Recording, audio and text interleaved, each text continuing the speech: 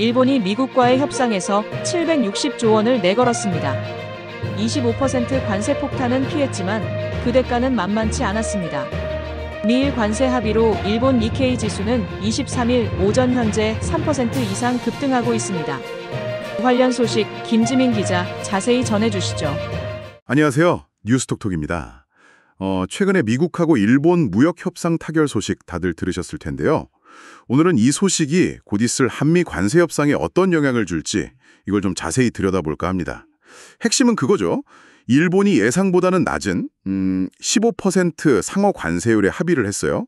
그러면서 자동차는 물론이고 쌀 같은 아주 민감한 품목 시장까지 열기로 했고 또 760조 원 규모의 대미 투자 계획까지 내놨다는 겁니다.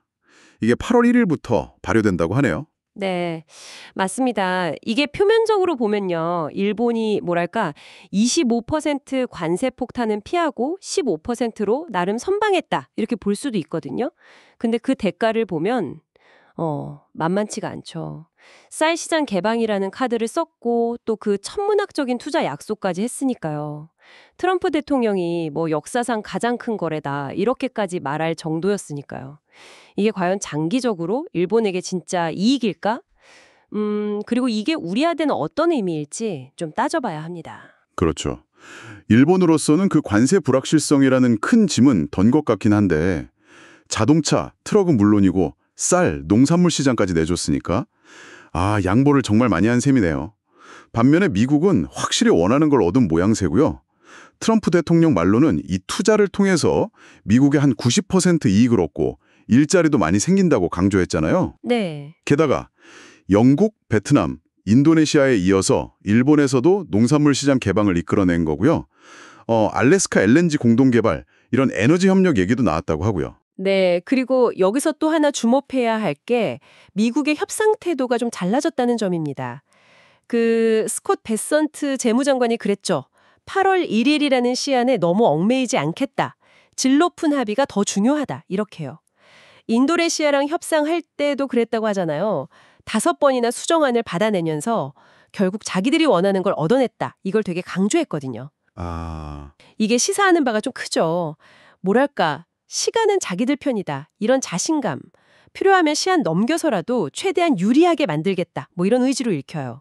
듣고 보니까 시간은 미국 편이다. 이 압력이 더 크게 다가오네요. 그러니까 혹시 8월 1일 넘어서 관세가 부과되더라도 협상은 계속될 수 있고 어쩌면 더 강한 요구가 나올 수도 있다. 이런 얘기군요. 자, 그럼 이런 상황이 우리한테는 어떨까요? 우리도 곧 25일에 재무통상장관 2+2 협의가 있잖아요. 네. 우리 정부 입장은 일단 쌀하고 소고기 추가 개방. 이건 절대 안 된다. 레드라인이다. 이렇게 정해놓고 방어하겠다는 거잖아요.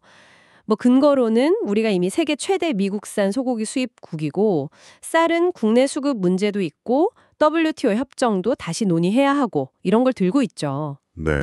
근데 여기서 좀 냉정하게 봐야 할 게 일본이 쌀 시장을 열어버렸단 말이죠.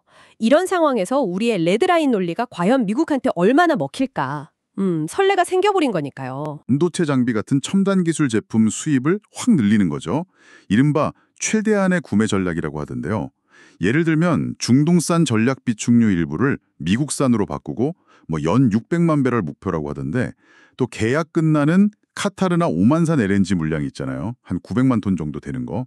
이걸 미국산으로 대체하는 식으로요. 네, 그렇죠. 이렇게 하면 대미 수입액이 한 1,000억 달러 이상 늘어날 수 있다. 이런 계산이 나오더라고요. 맞습니다. 작년 우리 대미 무역 흑자가 한 556억 달러 정도였으니까 1,000억 달러면 그 상당 부분을 상쇄할 수 있는 규모긴 하죠. 항공기나 무기 구매 카드도 만지작거리고 있다는 얘기도 있고요. 근데 문제는 이 전략이 과연 일본의 그 760조 원 투자 그리고 쌀 시장 개방이라는 그 카드에 맞설 만큼 강력할 거냐는 거죠. 미국이 계속 시간은 우리 편 이런 식으로 나온다면 이 정도 제안에 만족 안 하고 글쎄요, 농산물 시장 추가 개방이라든지 더 많은 걸 요구할 가능성도 배제할 수는 없다고 봅니다. 결국 미국하고 일본의 합의가 우리한테는 참고 사례이면서 동시에 엄청난 압박 요인이 되는 그런 양날의 검이네요.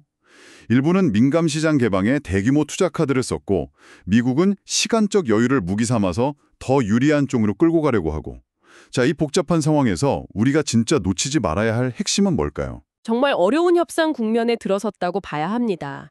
한국은요, 일본이라는 선례가 생긴 부담 속에서 우리가 준비한 그 에너지 첨단 장비 구매 확대 카드 있잖아요.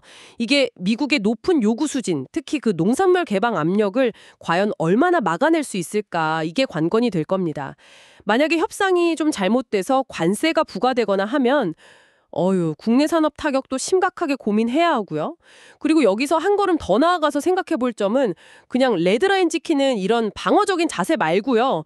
이 협상판 자체를 우리가 좀 더 주도적으로 유리하게 이끌어갈 만한 다른 창의적인 전략은 없을까? 이런 고민이 좀 필요한 시점 아닌가 싶습니다. 이제 곧 한미 협상도 본격화됩니다. 일본의 사례가 우리에게 어떤 교훈을 주는지 여러분 생각은 어떠신가요? 댓글로 나눠주세요.